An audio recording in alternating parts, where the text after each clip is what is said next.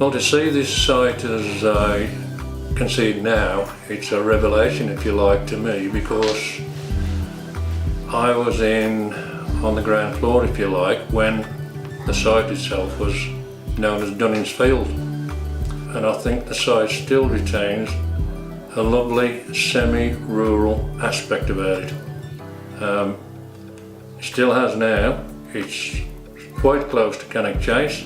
We've got the woods just up the road, and if you like, it's a wonderful development in possibly about the best place it could be, and there's nobody more pleased than myself as one of the ward councillors to see how the estate has developed from there.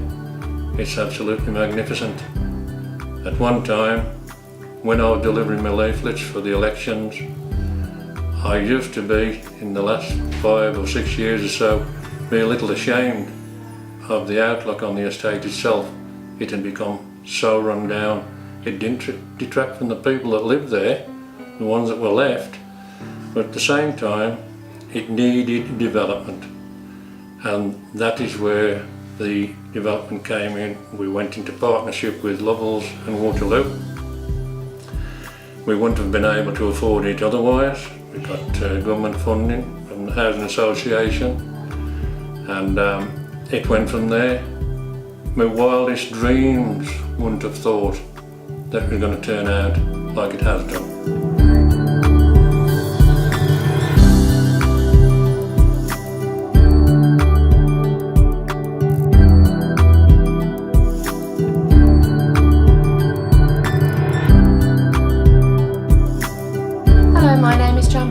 I work for the Chase Council for Voluntary Service as their Community Liaison Officer.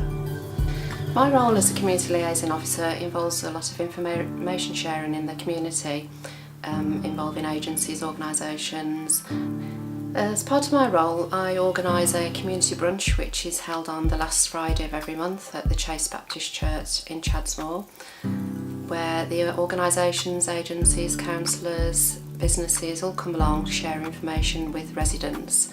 The aim of the brunch is mainly to encourage the residents to come along, to get to know each other and to feel part of the community.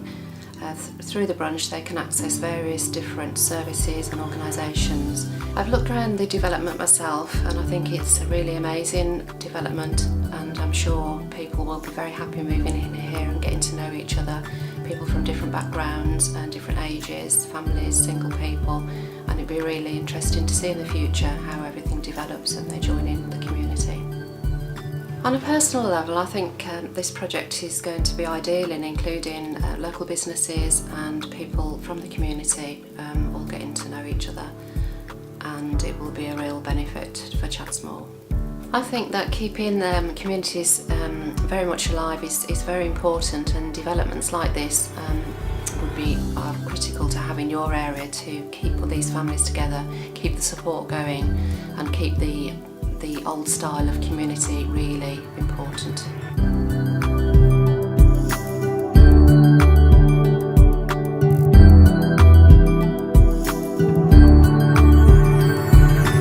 My name's Kevin. I'm purchasing plot 1 on the Monarch Park development here in Cannock.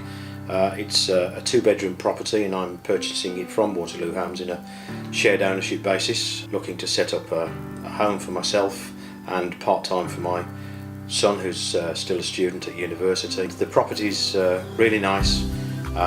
It's in an area that I know extremely well and in an area of rurality, if that's the word I can use, where the Monarch Park development is now located. Used to be a lot of council property. I think it was concrete block homes.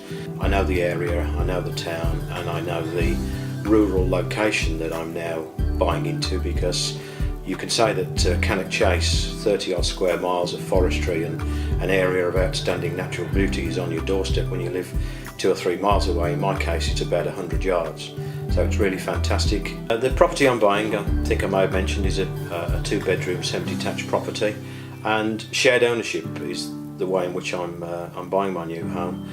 It's really an ideal opportunity for me, because I don't have enough to be able to buy a property outright completely, and with my advancing years I don't have time to take on a big mortgage of 25 or 30 years or more. So the opportunity to buy a share in a property and to feel that it is my home, and to be able to do with it pretty well much as I want in terms of decor and that sort of thing, but knowing that I've then still got the security of Waterloo Homes to actually make sure that the development is maintained in a right sort of way, and the exterior of all the properties is looked after in the same way, it's a pretty strong comfort to me. So I'm really pleased about that.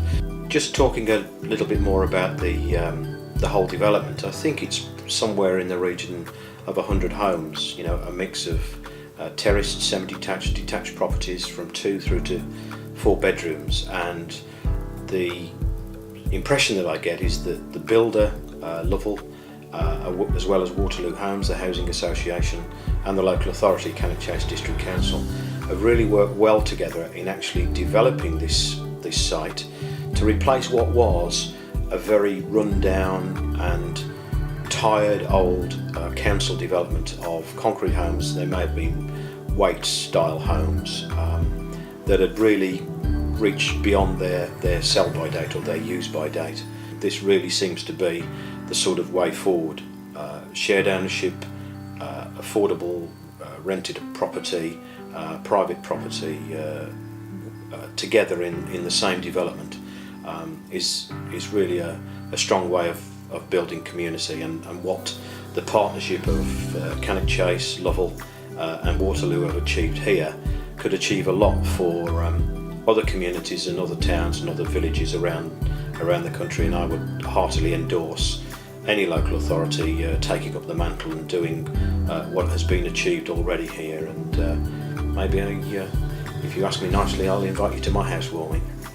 Hello, I'm Carl Deakin, site manager for Lovell's. We're on a site now at the moment at Elizabeth Road, Cannock, where we're building 150 houses. We're building 100 houses for Waterloo Housing Association in conjunction with Cannock Chase Council itself, building on this regeneration estate as regards Elizabeth Road estate itself.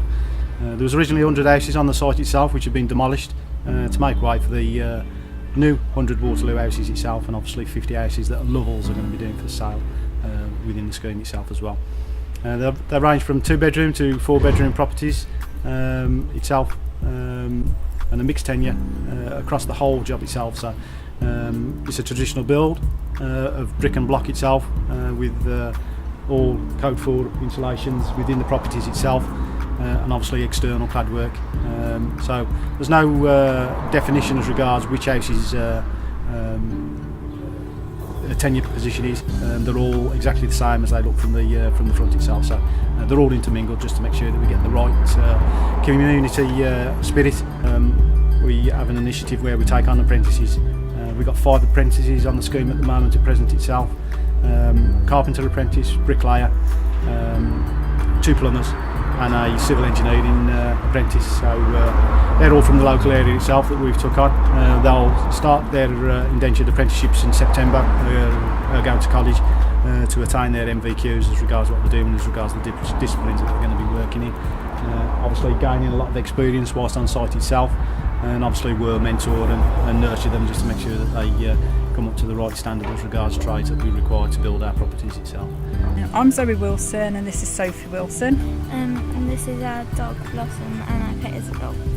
And we live in Hilltop, North Warwickshire. I moved in the village when I was about 2. I lived in Charles Street just down the road. It's actually in New Barley.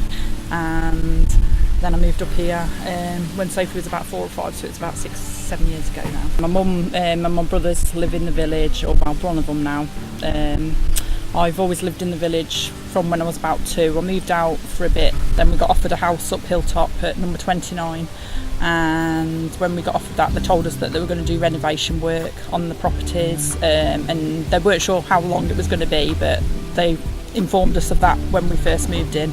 And then the renovation work started. It took probably about, I think the builders were here for about 2 years. It was really noisy in the process, but you got to see your house at the end of it. We had to move over the road for a few months while they'd done the property over this side for us.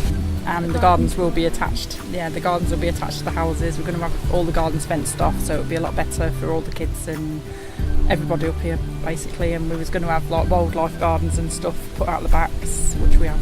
It's more safer. We've got better doors and locks on the windows. It's just a hell of a lot better all round. The garden's really, really big. You can let the dogs out. It's like a lot better. The rooms are a lot bigger, and it's like really spacious, and the gardens look a lot better. We've got a vegetable patch down the garden as well, which we didn't have before. And because the gardens are enclosed now, you can do what you want. You can have your, you can grow whatever. We also have a herb garden, which is a big range of stuff. We've got mint, pineapple mint, lavender, chives. What else have we got, Sophie? We've got like anise type. Yeah, fennel.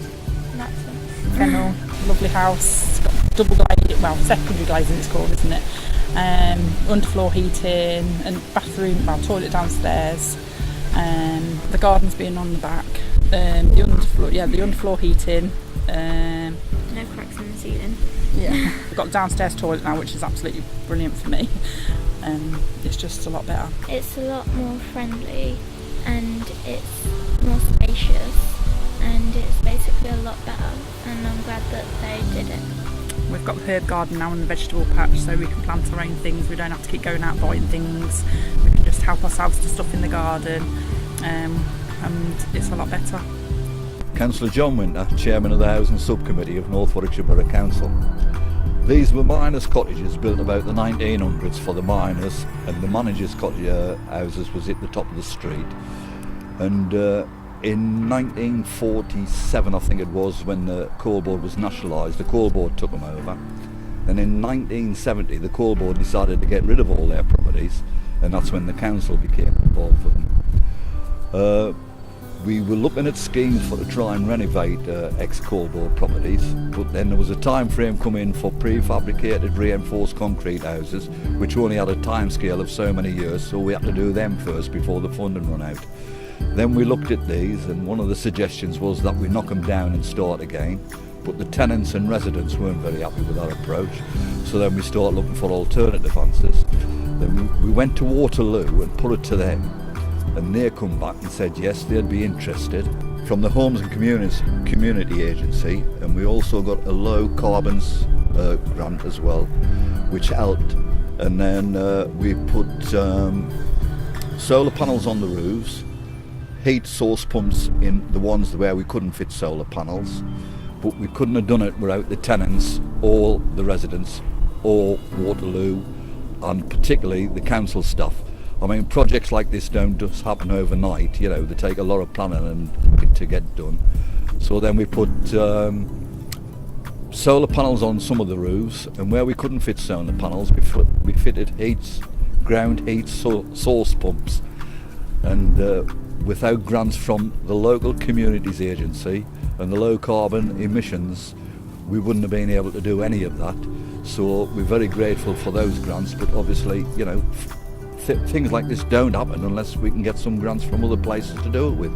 As I say, the tenants and the residents are very happy with the end result, and I'm very happy with the end results, and I think, you know, it could be used in other areas where, you know, perhaps demolition ain't always the answer. You know, you could sometimes renovate, and as I say, if they want to come and look around here, they're perfectly welcome to. It's important for us to live here in the village because I think it's a safer place for the children. There's more of a community feel, so you kind of know your neighbours and people are, you know, sort of around the area.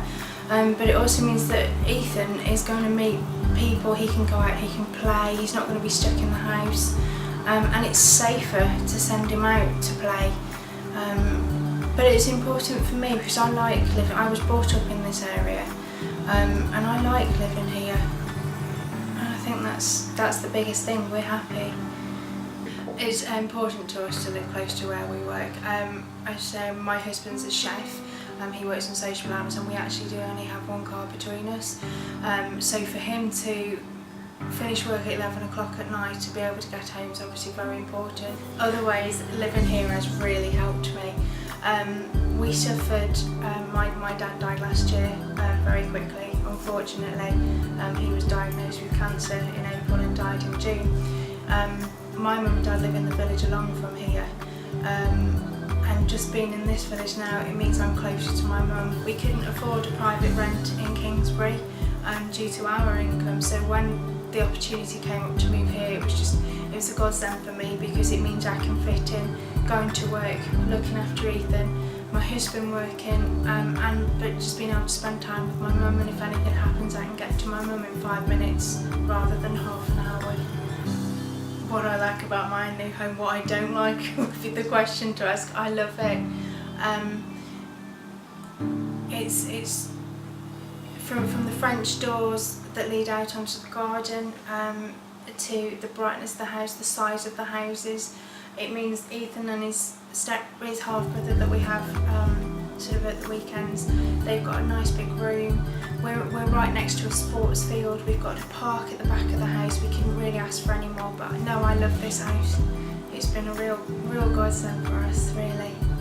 I definitely agree that there should be more houses in rural areas that are like this. If it wasn't for this development, these houses, we would probably still be living with my mum at the moment, because we can't afford to. We can't afford private rent, we couldn't afford a mortgage. And again, that's not down to us, that's the fact that we're both still working, you know, we've just got low income. But there are so many people that are in our position now that just everybody's working, but the wages don't meet the price of life. They don't, and I couldn't afford a month's mortgage is actually more than my salary. I do think there is an attitude and a stigma against housing association houses, definitely. I get it myself whenever I tell people that I live in a housing association house, that you do feel that sometimes you have to justify why you live there. You have to explain that you both work, you feel like you have to explain that you're both working, not on benefits. You've just got low incomes, which is again not our fault. But I think there is a big stigma, and whenever you mention housing association, people do expect a certain type of person to move into that house, and it's not anymore. It's not. People, as I said, the majority of people that need to live in these houses are people that are working, they've got children, they've got families, and they just can't afford to private rent or a mortgage.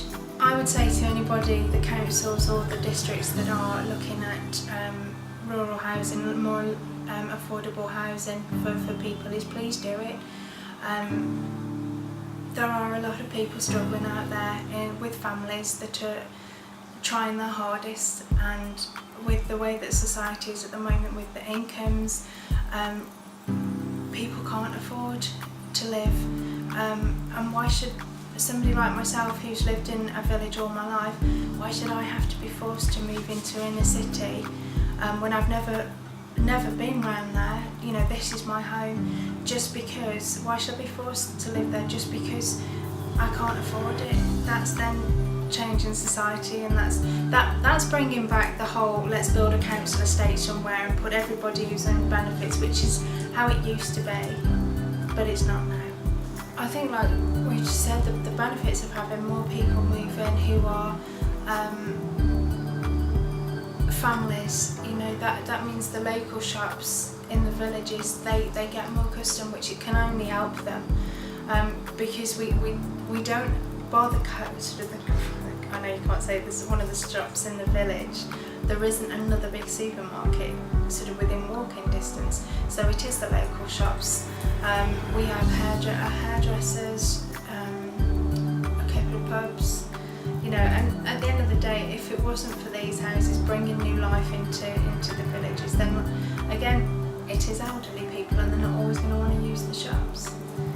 But it's not also that you're building houses, so that means you're taking on local people to do the building work. We have internet here with the telephone. It's underground cabling, and we've not had any problems. We have a home computer which we use Skype for.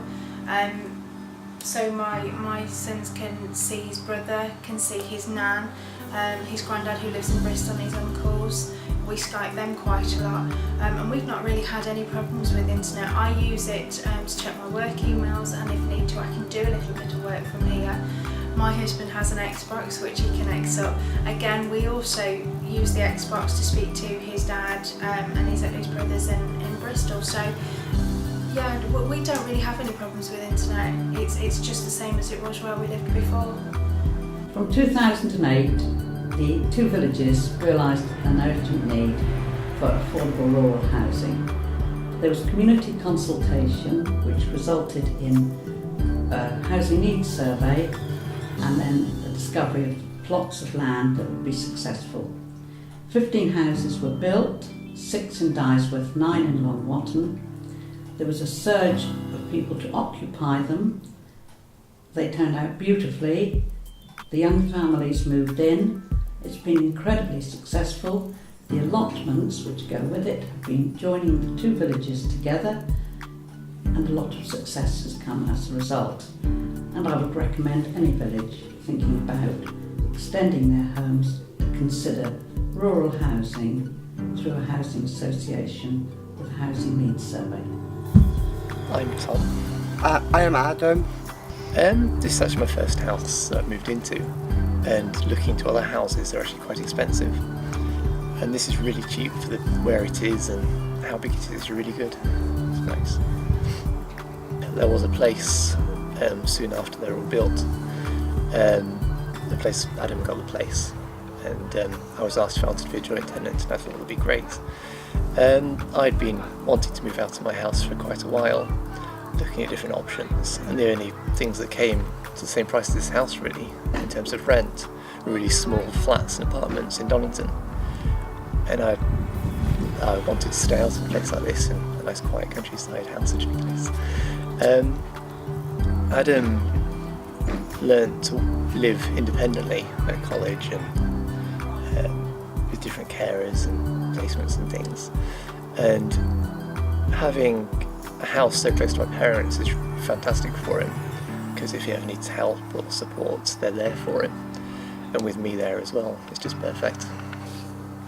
With it being my first house, I didn't really know what to expect, but I was surprised with how big it was and what there really was in this house. Especially with the bathroom, it was big.